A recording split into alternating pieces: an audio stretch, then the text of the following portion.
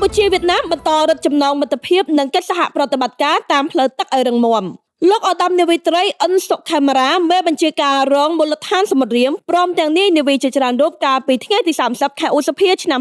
2026កន្លងទៅបានរៀបចំទទួលស្វាគមន៍ការចូលចតរបស់នាវាក្តោងរបស់កងទ័ពប្រជាជនវៀតណាមនៅកំពង់ផែស្វយ័តក្រុងព្រះសីហនុប្រកបដោយទឹកមុខរីករាយនិងភាពកក់ក្តៅជាទីបំផុតក្នុងនោះនាវាកងទ័ពជើងទឹកប្រជាជនវៀតណាមចំនួន1គ្រឿងដែលមានឈ្មោះថា Le Guedong លេខ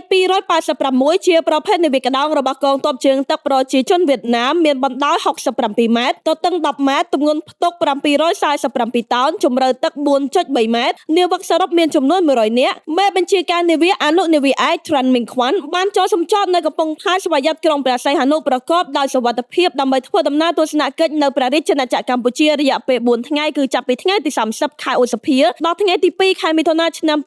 2026នាវាក្តោងរបស់កងទ័ពជើងទឹកវៀតណាមនេះដឹកនាំដោយវរនាវីឯក Lai Hong Dong ជានាយករងវិជាស្ថានកងទ័ពជើងទឹកវៀតណាមបានដឹកនាំនាវាចូលសម្ចតនៅកំពង់ផែស្វយ័តក្រុងព្រះសីហនុក្នុងដំណើរបំពេញទស្សនកិច្ចដើម្បីរឹតចំណងមិត្តភាពនិងកិច្ចសហប្រតិបត្តិការល្អរវាងកងទ័ពជើងទឹកនៃប្រទេសទាំងពីរកម្ពុជាវៀតណាម